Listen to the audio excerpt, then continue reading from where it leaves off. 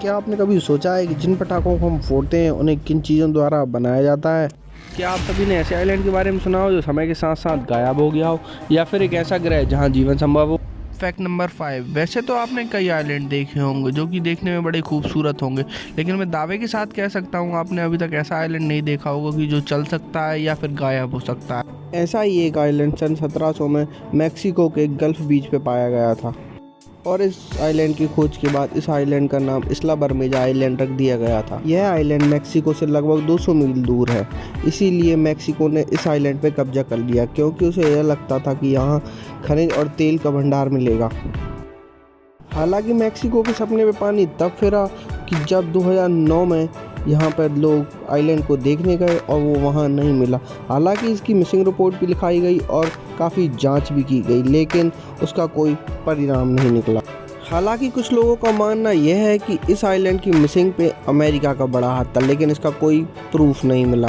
Fact number 4। हमारी पृथ्वी से 20 light year दूर एक ऐसा भी ग्रह है जो थोड़ा बहुत रहने योग्य माना जा सकता है, और साइंटिस्ट का मानना यह है कि यहाँ पे एलियन होने की संभावना भी हो सकती है, और इस ग्रह का नाम ग्लेसी 581c रखा गया है। और यह ग्रह हमारी पृथ्वी से बहुत अलग है और यह लाल तारे का चक्कर लगाता है, जिससे कि यह इसीलिए इस ग्रह पे सब कुछ लाल दिखाई देता है। और मज़ेदार बात तो यह है कि यह ग्रह अपनी एक्सिस पे नहीं घूमता, जिससे कि जब यह तारे का चक्कर लगाता है तो आधा हिस्सा तारे की रोशनी में लाल दिखाई देता है और आधा हिस्सा डार्क होता है। इसीलिए इस ग्रह में आधे में दिन और आधे में रात होती है, और जो हिस्सा दिन होता है वहाँ इतनी तेज गर्मी पड़ती है कि वह किसी भी जीव को पल भर में जला के खाक कर दे, और एक डार्क हिस्से में इतनी ठंड होती है कि किसी भी जीव को पल भर में जमा दे। और सोचने की बात तो इस ग्रह पे जीवन कैसे पॉसिबल है, तो मैं आपको बता दूं कि इस ग्रह का कुछ बीच का भाग गर्म और ठंडे के बीच का है, जो कि रहने योग्य है। Fact number 3। यह बात 2013 की है, जब कुछ गोताखोरों ने समुद्र के अंदर गोता लगाया। उनकी आंखें फटी की फटी तब रह गई जब उन्होंने एक लचीलेदार पाइप जैसी आकृति वाला एक जीव देखा। इस जीव का नाम पायरोसोम है। पायरोसोम इतना दुर्लभ पाया जाता है कि मानो कि लोगों ने एक यूनिकॉर्न को देख लिया हो, इसीलिए इस पायरोसोम को यूनिकॉर्न ऑफ द सी भी कहा जाता है। इस जीव की लंबाई 90 फीट तक होती है। पाइपनुमा आकृति वाला यह जीव अकेला नहीं होता। इस पाइपनुमा आकृति वाले जीव के अंदर कई पायरोसोम पाए जाते हैं। जितनी लंबाई इस पायरोसोम की होगी उतनी ही लंबाई इसके अंदर रहने वाले पायरोसोमों की भी होगी, जिससे कि जितने पायरोसोम बड़ा होगा बड़ी उनकी कॉलोनी होगी। Fact number 2। अगर सोचिए मगरमच्छ और डायनासोर का बच्चा होता तो वो कैसा दिखाई देता?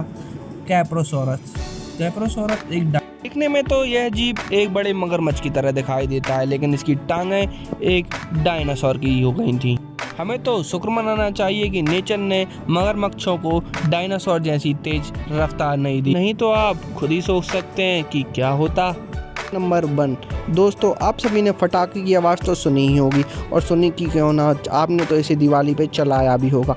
कि दोस्तों, आप सभी को पता है कि सबसे तेज़ आवाज़ करने वाला यह पटाखा, जिसे हम सुतली बम कहते हैं, ये कैसे बनता है और यह इतनी तेज़ आवाज़ क्यों करता है और यह सबका इतना पसंदीदा क्यों है। तो आज हम बताते हैं यह कैसे बनता है। सबसे पहले तो इसे एक कार्डबोर्ड के डब्बे में बारूद को पैक किया जाता है। उसके बाद इसे एक धागे से टाइट लपेटा जाता है। जब अंदर की बारूद जलती है तो यही सुतली अंदर प्रेशर क्रिएट करती है, जिससे कि बाहर बहुत तेज धमाका होता है। हो सकता है इसीलिए इस पटाखे का नाम सुतली बम रखा गया हो। फिर इसके बाद इस पटाखे को सुखाने के लिए धूप में रखा जाता है। इसके बाद इस पटाखों में हरा कलर किया जाता है, जो कि कुछ देर में सूख जाता है। इसके बाद इन पटाखों में छेद करके एक फ्यूज़ लगाया जाता है, जो कि इन पटाखों को फोड़ने में मदद करता है। इन पटाखों को अच्छी तरह रैप करके और इन्हें डब्बे में रख दिया जाता है। मेरी वीडियो को लाइक करें, शेयर करें, और अगर आप मेरे चैनल पर नए हैं तो मेरे चैनल को सब्सक्राइब करें और बेल आइकन को प्रेस करना ना भूलें।